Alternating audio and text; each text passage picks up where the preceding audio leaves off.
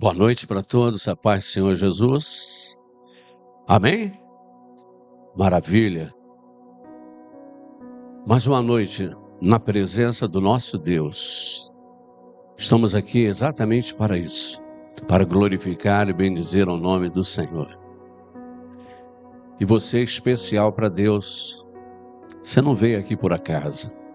Você veio aqui porque Deus te trouxe. E eu tenho certeza que desde o princípio você já está ouvindo a voz de Deus, a presença do Espírito Santo de Deus. E que hoje nós estejamos atentos a tudo que o Senhor vai falar, por intermédio da Escritura Sagrada, por intermédio do pastor Baldur Sérgio. Que o Senhor esteja com a mão estendida sobre a minha pessoa e sobre cada um de vocês. A mim como porta-voz a palavra de Deus para anunciá-la, e a vocês como ouvintes da palavra de Deus para aplicá-la na vida de vocês, amém? Então nós vamos abrir a nossa escritura agora no livro de Mateus, capítulo de número 12. Mateus, primeiro livro do Novo Testamento. Mateus, capítulo de número 12, vamos estar atentos àquilo que o Senhor Todo-Poderoso vai falar essa noite ao nosso coração. Porque eu tenho certeza que Deus tem coisas grandes para falar. E eu quero começar a minha fala dizendo aqui uma coisa para os irmãos. Existem dois tipos de pessoas que Deus não gosta. É o covarde e o medroso. Eu vou repetir. Existem dois tipos de pessoas que Deus não gosta. É o covarde e o medroso. Não há espaço para o covarde e o medroso no reino de Deus. O reino de Deus é somente para as pessoas que realmente colocam o seu coração nas coisas do Senhor, na obra de Deus. E haja o que houver, aconteça o que acontecer, você vai estar ali firme na presença do Senhor. Vou repetir mais uma vez. Não se deixe ser uma pessoa de dupla personalidade com relação às coisas de Deus. Tem que ter uma personalidade firme, fiel, uma personalidade com autoridade. E aí, presta atenção, existem duas coisas que precisam ser entendidas porque são muito distintas. É a personalidade e o caráter. Tá? A nossa personalidade é formada em nós, somos formados no nosso ventre. Mas o caráter, ela é formada pelo poder do Espírito Santo de Deus. E ele diz, aquele que roubava não rouba mais, aquele que matava não mata mais, aquele que adulterava não adultera mais, aquele que mentia não mente mais. Isso é um caráter formado.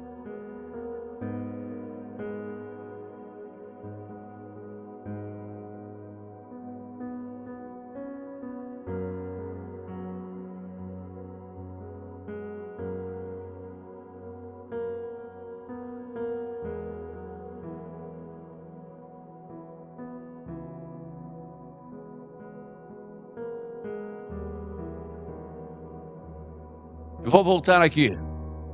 Personalidade e caráter. Não sei se saiu o som da minha voz ali.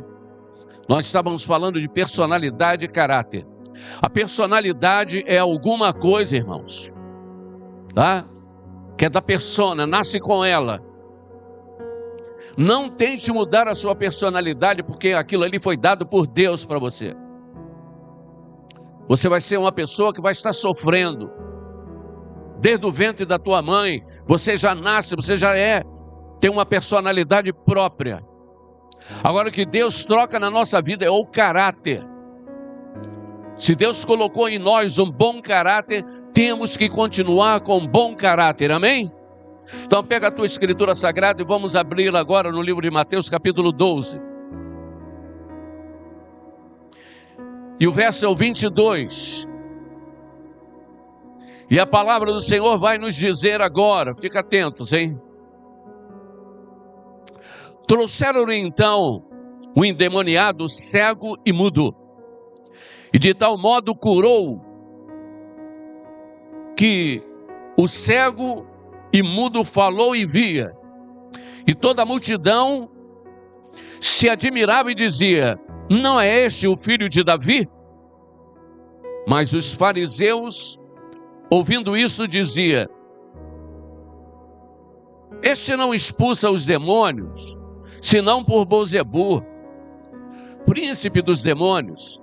Jesus, porém, conhecendo os seus pensamentos, disse-lhes: todo reino dividido contra si mesmo é devastado, e toda cidade ou casa dividida contra si mesma não subsistirá. E se Satanás expulsa a Satanás, está dividido contra si mesmo. Como subsistirá, pois, o seu reino? Pode se assentar agora.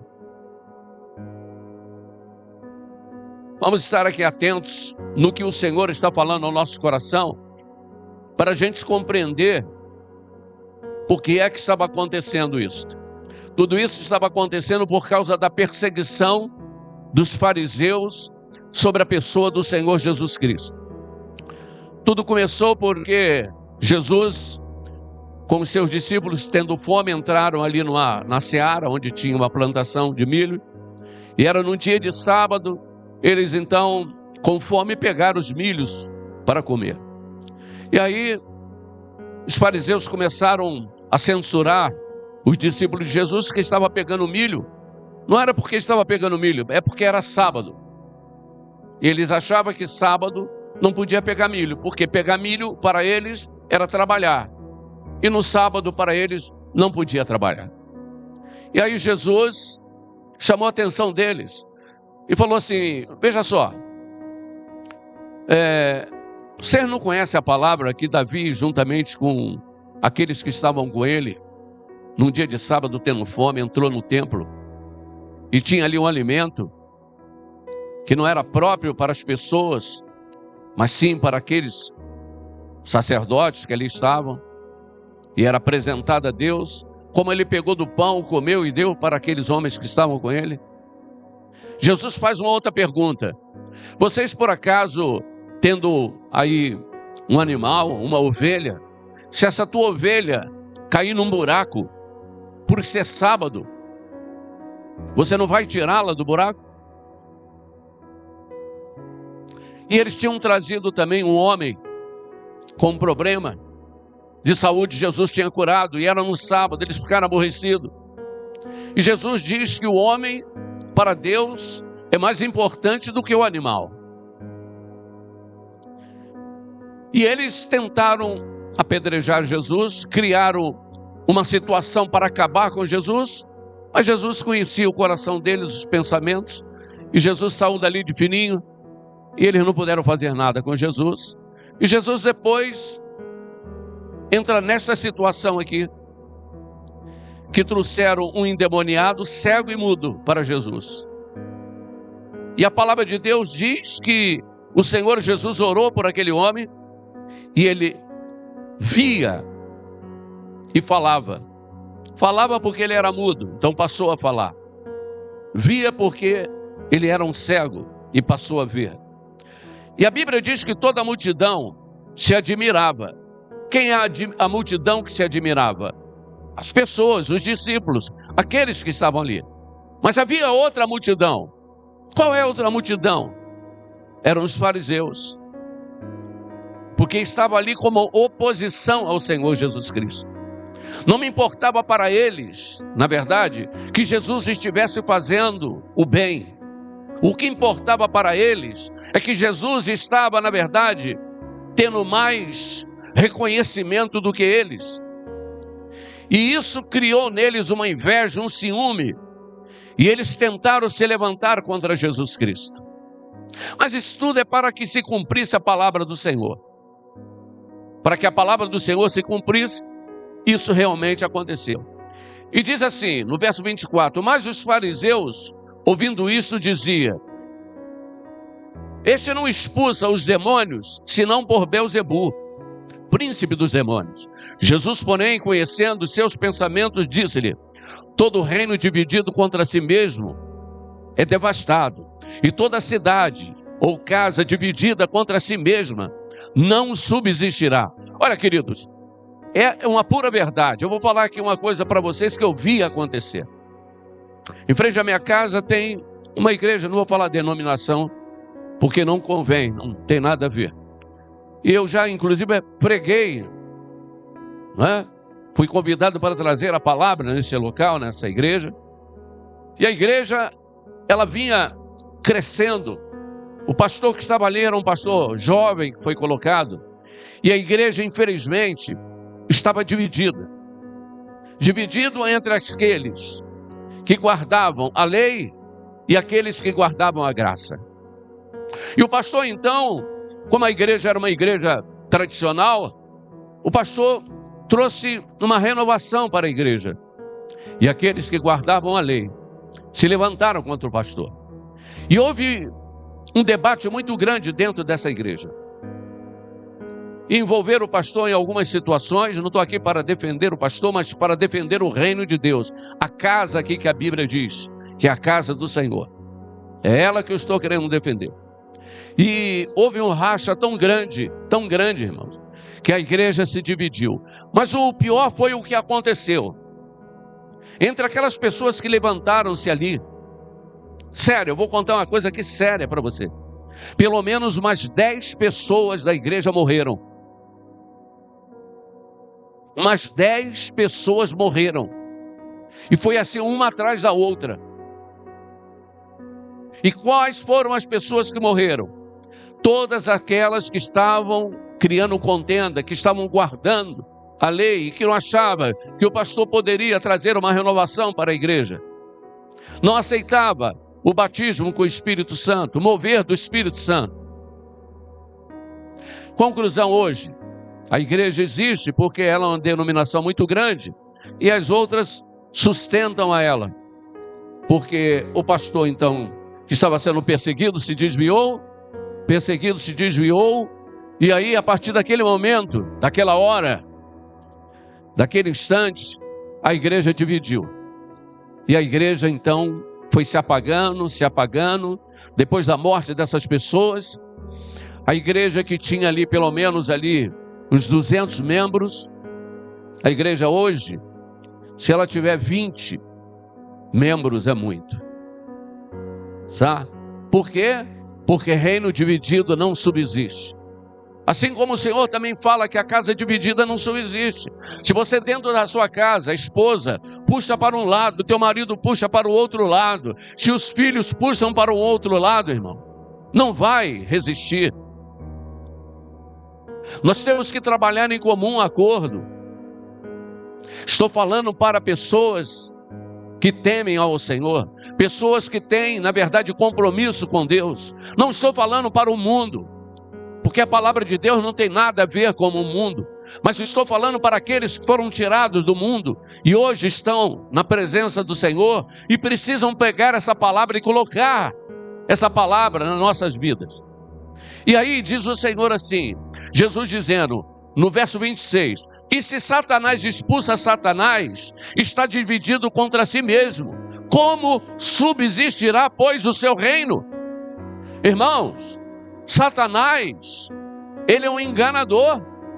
Eu vou dar aqui um exemplo para você de como Satanás atua na vida das pessoas. A pessoa está com um trabalho de feitiçaria feita sobre ela, e aquele trabalho de feitiçaria foi colocado nas suas pernas, e aquela pessoa não consegue andar, aquela pessoa não consegue caminhar porque está com a tua perna totalmente prejudicada. E alguém diz para ali, rapaz, eu conheço um local que você, se for lá, certamente você vai fazer um trabalho e vai melhorar. E a pessoa sai e vai naquele local. E ali ele encontra uma entidade que está manifesta lá. São várias que se manifestam na mesma situação. E você entra ali com a tua perna toda ruim. Você está pensando que entre eles não se conversam, não dialogam? E ele pede uma oferenda para você. E aí ele diz para o outro, ó, ela vai me dar uma oferenda, eu vou tirar o problema da perna dela, eu dou liberdade para você atuar em outra parte do seu corpo. A pessoa sai dali aparentemente curada. Por quê? Porque Satanás tirou aquele mal que ele tinha colocado. Mas na outra semana, com certeza, ela já deu testemunho. Ó, vai lá, porque lá é bom. Você já foi iludido. E passa o testemunho para outras pessoas que estão por aí com problema. Mas quando é daqui a pouco, o problema que você tinha na perna, o seu problema agora passa a ser na sua cabeça. Você passa a não dormir mais. Você tem insônia. Você tem problemas terríveis de ter aí pesadelos, assombrado, ver vozes, vulto. Quer dizer, na verdade, Satanás não tirou nada de você, ele trocou de lugar. Ele recebeu de você uma oferenda, mas ele simplesmente trocou de lugar. E assim, daqui a pouco, você volta lá para fazer de novo um outro despacho, fazer oferenda para ele, para que ele tire dali aquele mal. E entre eles há diálogo, eles não se dividem. Irmãos, e é assim que acontece hoje, e está acontecendo assim no Brasil. Uma historinha aqui para a gente ilustrar como é o reino dividido. Uma fazenda, a proprietária da fazenda observou que tinha rato na fazenda. E ela saiu, foi na cidade e comprou uma ratoeira. E ela trouxe a ratoeira. E o rato, olhando aquele embrulho, percebeu que era uma ratoeira, uma armadilha. E o rato saiu dali e foi falar com a galinha.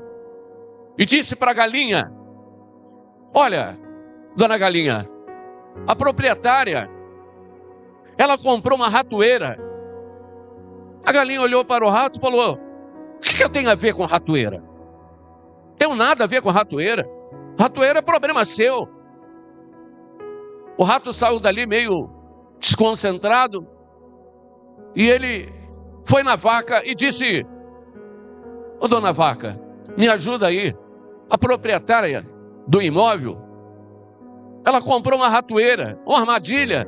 A vaca: tu vem me atrapalhar aqui o meu pasto, não tenho lá nada com a ratoeira. Ratoeira é problema seu. O rato voltou triste, não sabia mais a quem recorrer. E o rato estava ali observando à noite. Eis que de repente a ratoeira fez um barulho. Pá! E o rato falou: a ratoeira pegou alguma coisa, mas eu nem vou lá ver. A mulher então, proprietária que comprou a ratoeira, escutando o barulho, era à noite, fazenda não tem energia elétrica.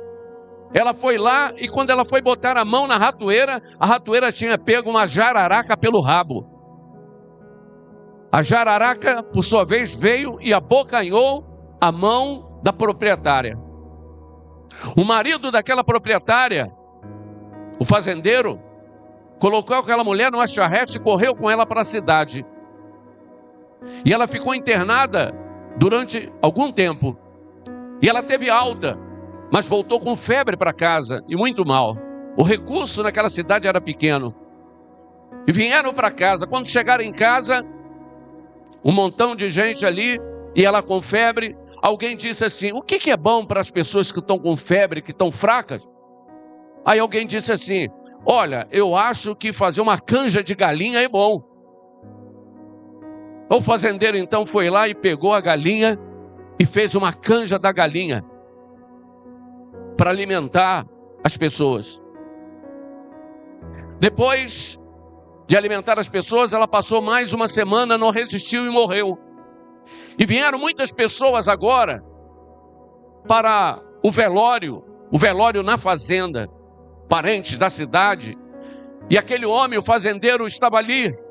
E ele viu tanta gente, ele falou: como é que eu vou alimentar esse pessoal?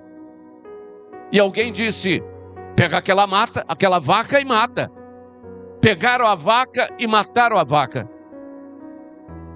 No final das contas, ninguém tinha nada a ver com o problema do rato.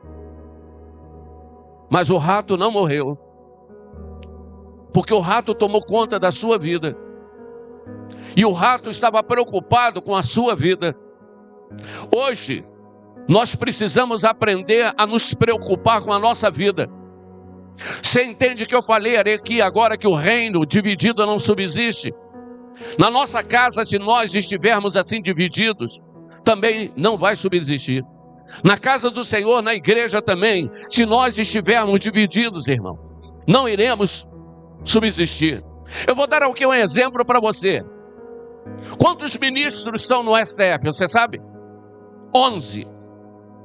Vê se eles estão divididos. Eles estão juntos. Ainda que você ache um absurdo as sentenças, os julgamentos que eles fazem, eles se unem e nenhum deles critica o outro. Mas eles se unem por uma causa. Ainda que a causa deles diante dos nossos olhos seja algo absurdo, mas eles estão unidos. Agora vamos para o Congresso. Vamos agora para a Câmara dos Deputados. Na Câmara dos Deputados tem muitos partidos ali, cheios de deputados. Porque eles não conseguem obter vitória, inclusive em cima do STF. Porque eles são todos divididos. Porque cada um puxa a brasa para o teu lado. Porque eles não têm caráter. Porque a personalidade deles é fraca. É porque, na verdade, esses homens são votados por nós para defender a causa do cidadão. Mas eles estão preocupados, na verdade, é com a causa deles. Estão preocupados com o dinheiro que recebe, com os fundos partidários. E eu digo para você, 2016 agora vem eleição. Cuidado com aqueles que você estará votando, para que tu não vote num canalha desse, que amanhã vai fazer uma emenda contra você. O Brasil agora está atravessando por uma das piores fases que ele já atravessou, de 20 anos para cá. As pessoas não sabem. Você que é aposentado, está arriscado a não ter mais o teu dinheiro da aposentadoria.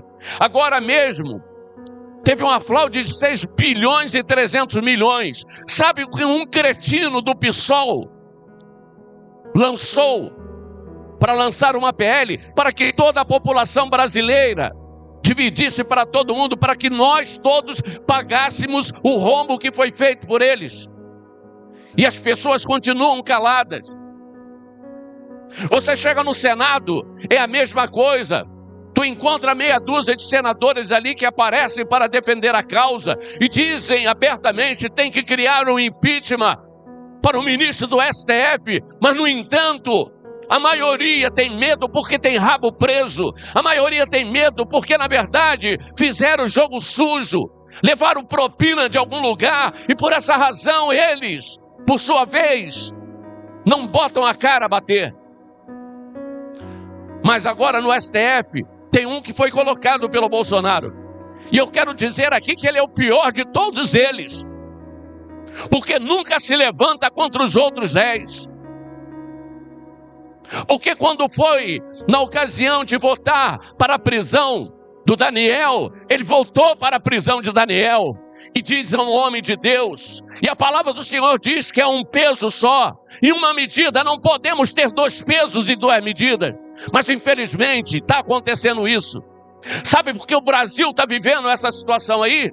Porque o Brasil é dividido. Uma nação tão grande, 220 milhões de brasileiros, e uma quantidade absurda de pessoas que estão fazendo como aquela galinha, fazendo como aquela vaca, dizendo não tenho nada a ver com isso. Tem sim, porque essa conta vai chegar em você, irmão. Essa conta vai chegar na tua carteira. E nós precisamos ter um pouquinho de sinceridade diante das coisas. E você pode dizer, mas isso o que tem a ver com a palavra de Deus? Tem tudo a ver com a palavra de Deus. Porque a palavra do Senhor, ela fala sobre isso. Andarão 2 juntos se não estiverem de acordo. Porque a palavra do Senhor no Salmo 1 diz que bem-aventurada aquela pessoa que não anda segundo o conselho dos ímpios. Existem muitas pessoas hoje, que se dizem crente e que estão apoiando as atitudes absurdas do STF, a perseguição que acontece em cima de Jair Bolsonaro. Uma das coisas que eu olho neste homem, que o nome dele não é Jair Bolsonaro, o nome dele é Jair Messias Bolsonaro. Nunca ouvi este homem usar o nome Messias, que segundo a palavra de Deus chama-se Salvador, para fazer algum tipo, na verdade, de slogan para ele próprio. Um homem que começou a sua fala lá atrás, dizendo Deus acima de tudo. E ele continua até hoje falando de Deus acima de tudo. E nós precisamos entender isso. E muitas das vezes, irmão, estamos aceitando na nossa vida uma imposição do diabo. Pessoas que servem a Satanás e estão impondo situações sobre nós, e nós estamos batendo palma, sabe por quê? Porque nós, na verdade, não fazemos parte daquele partido, mas não estou falando de partido, tanto é que eu não falei nome de nenhum deles aqui, mas estou falando de sinceridade, de hombridade, de caráter, de personalidade forte, de não aceitar o erro, mas aceitar as coisas certas. E eu vou dizer para você, com clareza, irmão, com clareza, se nós não tomarmos uma posição na nossa vida, quando digo nós, é o povo brasileiro, nós não chegaremos a lugar algum. Esse povo que está preso lá, tem muitos pastores, missionários, padre, indígena, pessoas que estão presas lá. A mulher presa com 14 anos, porque ela pegou e escreveu lá na estátua lá da liberdade, dizendo o quê? Perdeu o mané. Quem criou essa fase de perder o mané? Quem criou essa fase de perder o mané foi um ministro. Ou não foi? Isso é frase de quem, na verdade, está cometendo arbitrariedade, rouba aqui fora. Quando alguém vai te assaltar, primeira coisa que ele pega o revólver, aponta para você e diz, aí, perdeu o mané. Isso é uma conversa de um ministro? E alguém pegou aquele slogan dele mesmo e escreveu lá. O problema é que quando você escreve lá, com um batom, você joga assim uma garrafinha dessa aqui, ó, de água, e esfrega, o batom sai. O batom sai da sua boca quando tu bota aí? Ele sai, ele também sai da estátua. Essa semana agora, eles votaram a prisão ali do Collor de Mello. Foi votado o Collor de Mello 8 anos de prisão, porque na BR Distribuidora, eles desviaram 300 milhões e ele tomou 8 anos de cana. 300 milhões, você pode dar 8 anos de cana, mas se escreveu mané, tu dá 14 anos. E nós precisamos estar acordados com relação a isso, porque um dia vai bater na nossa porta. Um dia baterá na tua casa. Você pode dizer como aquela historinha que eu contei, não tem nada a ver comigo, eu não tenho nada com isso. Tem. Você pensa que hoje não tem, mas amanhã você vai ver. Quando você chegar lá na boca do caixa para receber o teu pagamento e disser não tem dinheiro.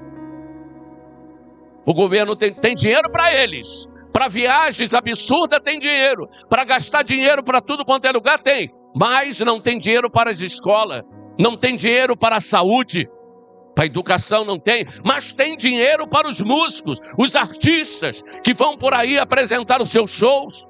Como teve agora, para muitos deles. E nós precisamos estar atentos a isso. Porque a gente sempre diz, não é comigo, eu tenho um plano de saúde, eu não dependo do hospital público, é tu que pensa. Sofre um acidente, tu pode ter o melhor plano de saúde, mais caro. Sofre um acidente, deixa o bombeiro chegar lá. Vai te levar para o hospital mais próximo, tomara que não seja o de Nilópolis. Tá? Senão tu está roubado. Vai te levar para o hospital público mais próximo.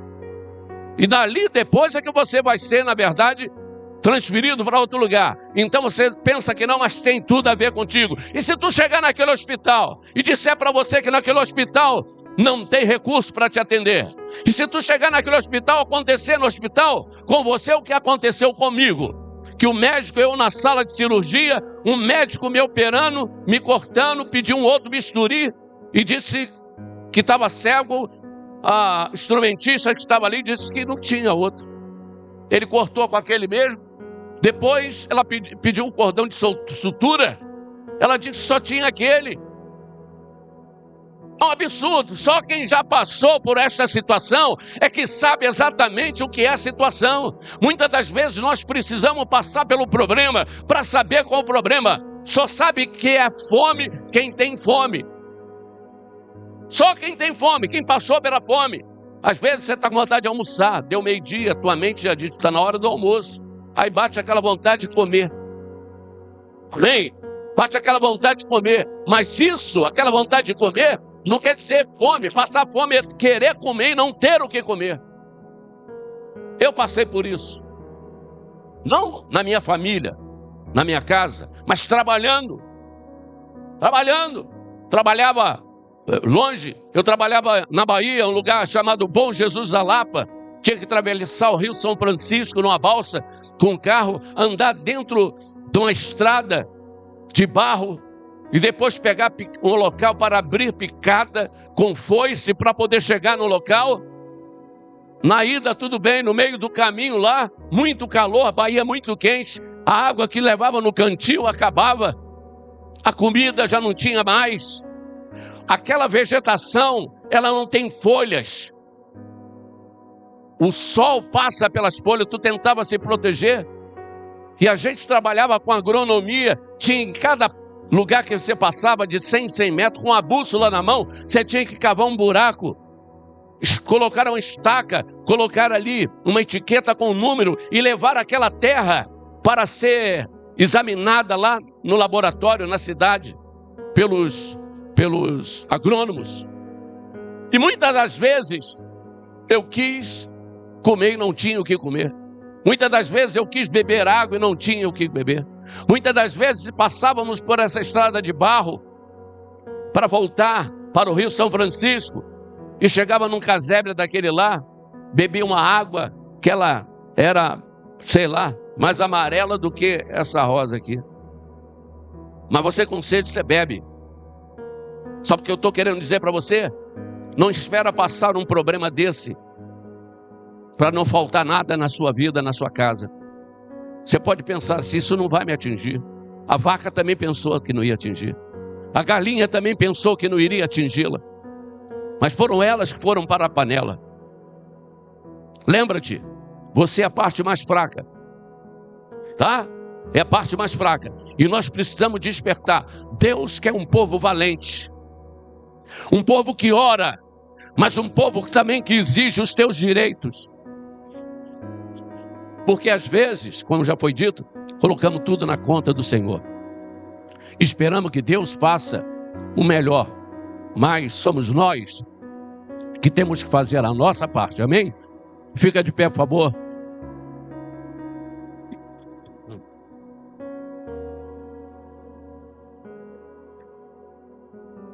Senhor, obrigado pela tua palavra.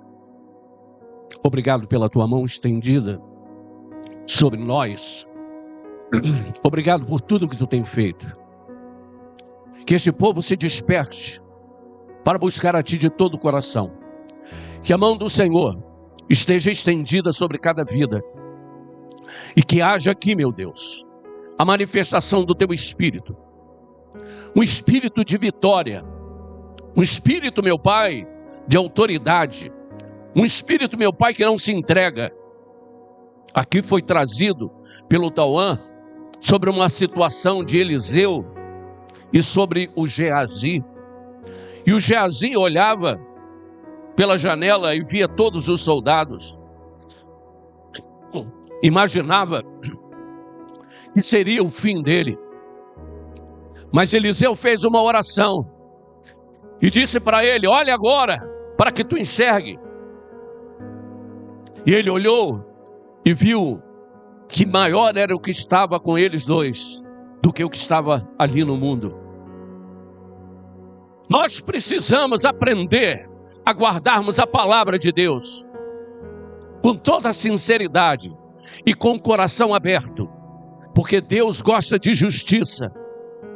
Não se deixe levar pela injustiça, porque acima de tudo está a palavra de Deus. Amém? Dá uma forte salva de palmas para o Senhor.